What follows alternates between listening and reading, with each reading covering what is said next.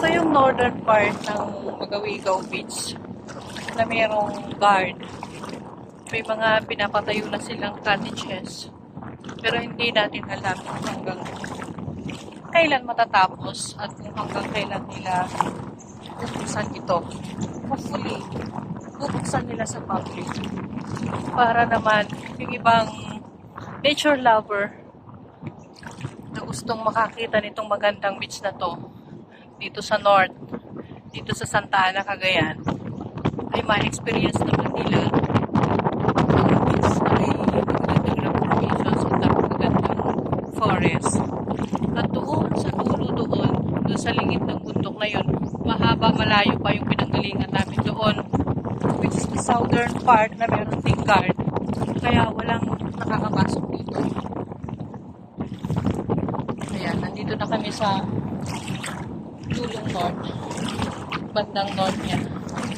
Pabalik na kami sa pinag-stayan namin accommodation kasi nagsisimula ng mag-high tide.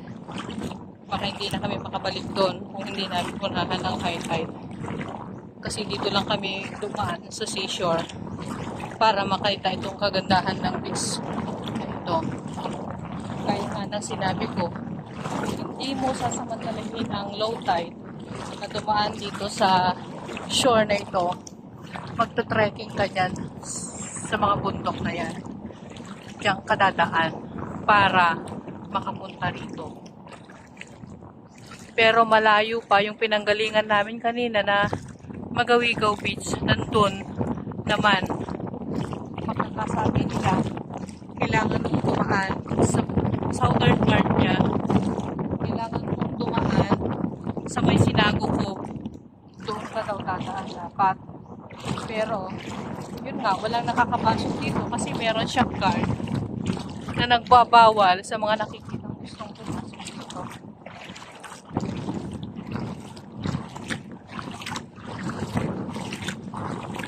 Sunod na ng beach sa mga rock formations pa lang, busog ka na. Sulit na yung pinunta mo rito. Kahit gaano kalayo yung pag-travel mo, gaano kahirap yung daan, masusulit lahat ng pagod. Nakita mo na ang ganda ng beach na to. Maya-maya lang, aantayin namin mag-low tide ulit. Tapos babalik kami. Babalikan namin yung mga sea urchins na ang daming sea urchins doon. I-try naming manguha. Kasi gutom na itong kasama namin. Yung aming dalaga, gutom na siya. Nagre-reklamo na. Kasi nag-coffee lang kanina. At 9:30, gutom na. Gusto nang bumalik sa accommodation. Kaya kailangan na rin namin bumalik para maunahan ang pag-high tide. Para mabalik kami doon. Ayun. Kasama si Mother Dear. Saka ang aking kapatid. Kasama namin. Yun. Ayan ang aking pamangkin. Purong Pinay. Pinay na Pinay.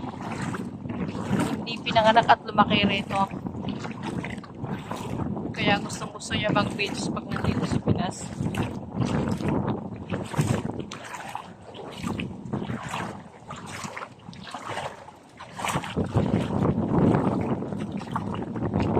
Ayun, naman ang isang pamangkin.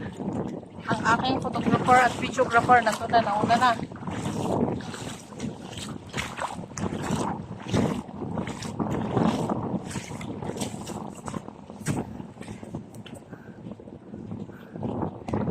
Ikaw ang napunta rito, kaibigan, ewan ko na lang kung hindi ka mamamangha sa kagandahan ng beach na to.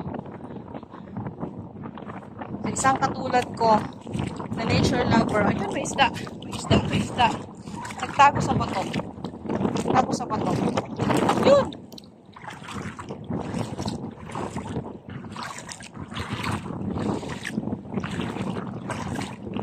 Sa isang katulad kong nature lover, lusog-lusog ang aking mata.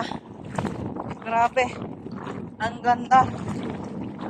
Ayan na. Umaanat simula ng mag-high tide. tumataas na ang tubig.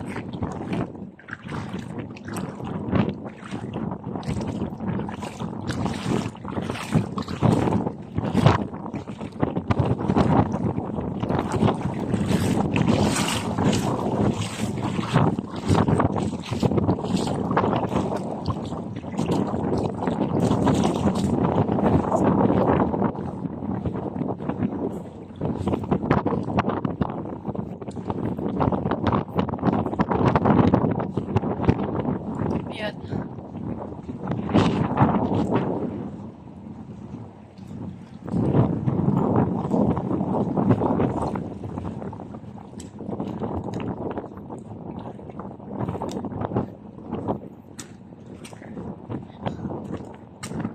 Grabe, ang lalaki ng bato.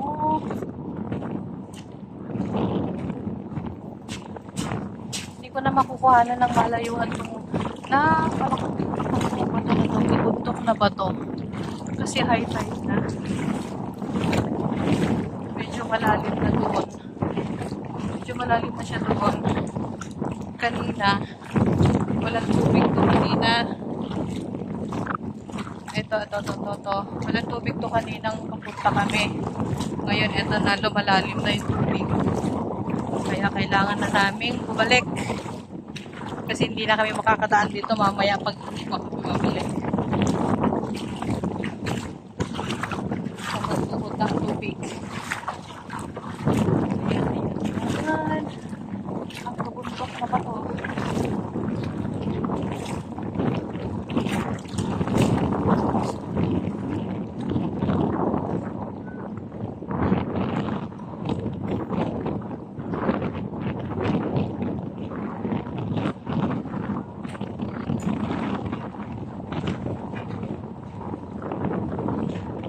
Ang taas.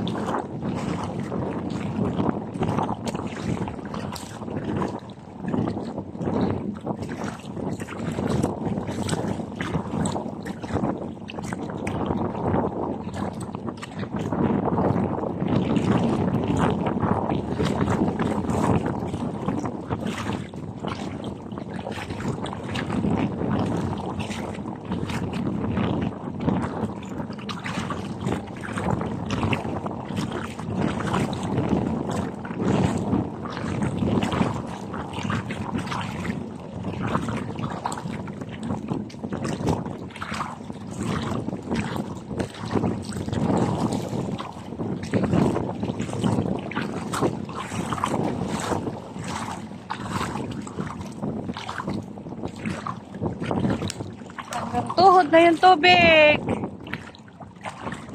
Kaninang papunta kami, walang tubig to.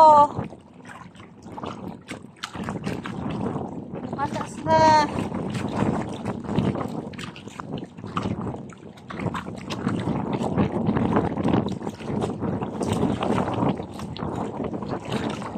Tubig na tong dadaanan namin. Kanina walang tubig to. Kanina papunta. Lumagpas na ng tuhod ng tubig. Bilisan nyo!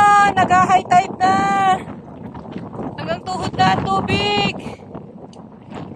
Hanggang hita na pala, hindi hanggang tuhod. Ay nako! Ang aking dalaga na walang ginawa kundi tulog. Ayan ngayon sumasalubong siya dito sa bungad.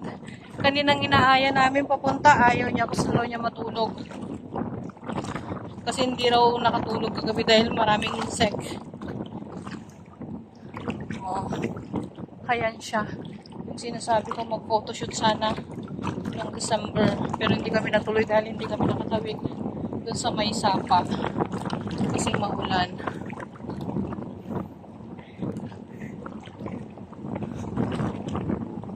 Ba't ganyan ang short mo? Hindi ka nag-swimsuit. Balik na muna tayo. Kain na muna. Babalik tayo mamayang mag-low tide ulit. Ha? Oo.